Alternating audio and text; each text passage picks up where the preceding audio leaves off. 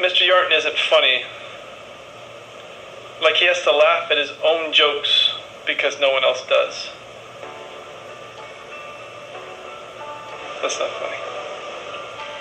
Miss Barrow thinks I'm gonna do my homework over the weekend. She's hecka cray. Mr. Olsberg's chem class makes me want to drink 500 gallons of cyanide and pour sulfuric acid into my eyes simultaneously. Does Mr. Wheatley have a degree in math or in solitaire? I thought Miss Fern was a new student, but I found out that she's a French teacher. Hashtag dang it. Our case study was What Should Be the Role of the Student Newspaper, presented by Rhonda Collier, Carla Dalton, Katie Elrod, and William Davis. First, let's learn a little bit of background about this case study. The student editors of the Riverside student newspaper, The Sword, wrote negative editorials about the guidance department and later the teachers. In the first edition, it was negative about the counselors. The second edition was negative regarding the teachers. The principal has received complaints from the counselor and staff and has been asked to carry out disciplinary actions. The staff has also proposed that all future articles be screened prior to future publications. While reviewing the case study, 3 major problems or issues were found. The first issue is that faculty and staff expressed concerns about negative discourse over the student newspaper editorials that pertain to the staff. The second issue is, under what circumstances can the school district censor student news without violating students' First Amendment rights to freedom of speech and press?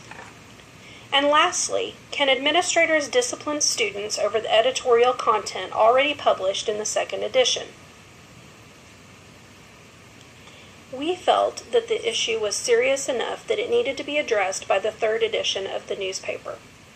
The publication should be reviewed by designated faculty members.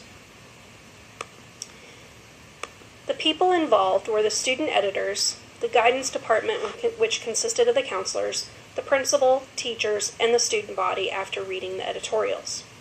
The place was at Riverside School, and the program was the journalism department, which included the newspaper and any other student publications. The first alternative action is to set clear expectations for the content of the newspaper. The second alternative action is to appoint a review committee or teacher to review the publication prior to print. The third alternative action is to follow the case Hazelwood versus Kuhlmeyer, 1988, and state in the policy that schools may limit the personal expression of students if their speech can be perceived to bear imprimatur of the school. Censorship of school-sponsored student expression is permissible when school officials can show that it is reasonably related to legitimate pedagogical concerns. The fourth alternative is to address student concerns with the staff by sitting down with students and staff to discuss expectations. Our next alternative was to suspend the publication of the newspaper, which nobody really wants to do in this case. Another alternative was to pick a different journalism advisor who is committed to carrying out proper monitoring of student editorials. And lastly, our last alternative is to have students issue an apology if any untrue or hurtful statements were written.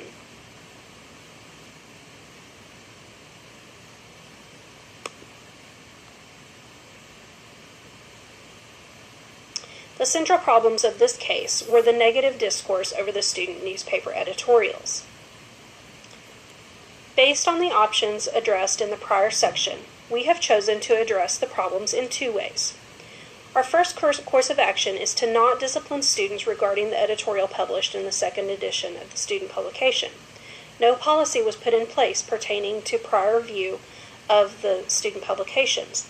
Therefore, student discipline is not appropriate in this case. Our second course of action is to establish a policy of review for any future student publications.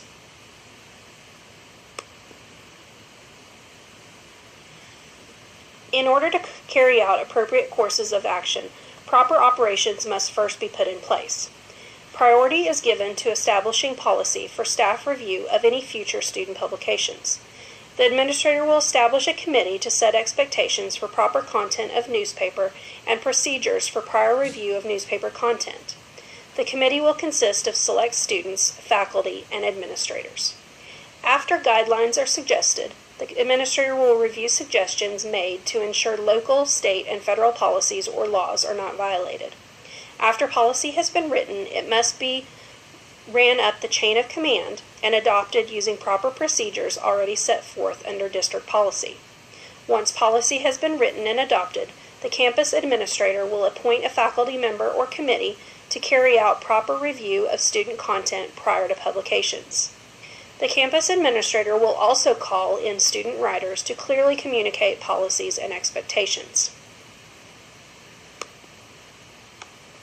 To prevent further occurrences of the problems addressed above, the biggest procedural change that can be made is putting in place new policy for faculty review of student content prior to publication. Had policies and clear expectations about content and review been in place before, the negative discourse over the paper would not have happened. In addition, the principal would have a clear path of action when it came to problems regarding the student newspaper. Proactive measures like the ones lined out in written plan of action are always the best way to prevent a majority of future issues.